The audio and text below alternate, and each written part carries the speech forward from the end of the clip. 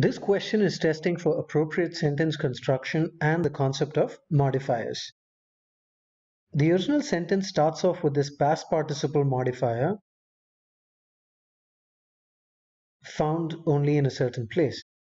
Now, present or past participle modifiers put in front of the clauses will apply to the subject of that clause.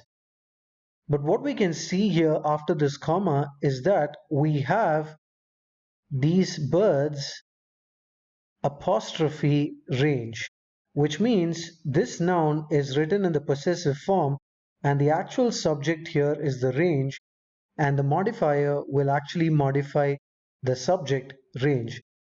And it doesn't make sense to say that the range is found only in a certain place. So A goes off because we want the modifier to say that it's these birds that are found in a certain place. So we can see that that is rectified in answer choice B. Found only in this place, the birds. So it applies to the proper subject here. And this is the whole clause. These birds survive in so and so and so. Now after this clause, what we see here is their range extending. Now don't get carried away by the sound of this. This is actually an absolute modifier construction. I've explained absolute modifier constructions in many questions before. For example, in the explanation for question 806, I have explained this clearly. But simply put, an absolute modifier has the construction of a noun plus noun modifier. And the function of the absolute modifier is that it modifies the entire clause in front of it or after it. So the absolute modifier can be put in front of a clause or after a clause. So the noun plus noun modifier construction is their range plus this present participle modifier form extending. And this modifier is applying to this whole clause. So this construction and logic is perfectly fine. We can hold on to B.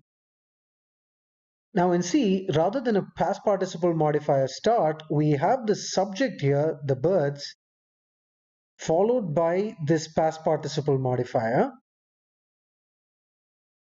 And this past participle modifier is put in between commas, which means it's kind of a non-essential construction and can be read around.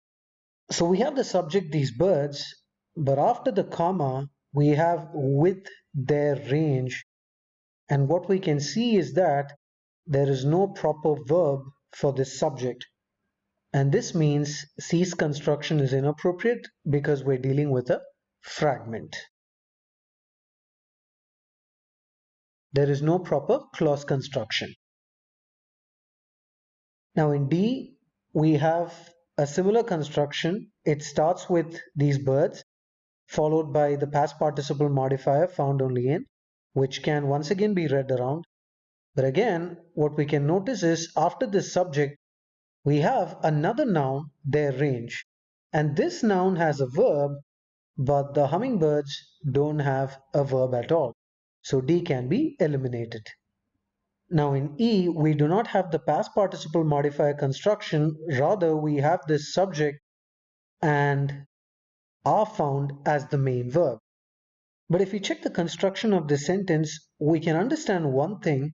It seems as if a list is present, and that can be identified the presence of this conjunction and. And we know that this serves as a trigger for the concept of parallelism. And after this conjunction, we see their range extends, which is a subject and a verb. But before this, we see that we have a verb, survive, and this verb is parallel with this one, found. So they are found, survive, and their range extends. So we can see that this part is a break of parallelism, because we should have had a verb if we wanted to have a perfectly parallel list here. So E's construction is inappropriate. We're left with the right answer choice, B for Bravo.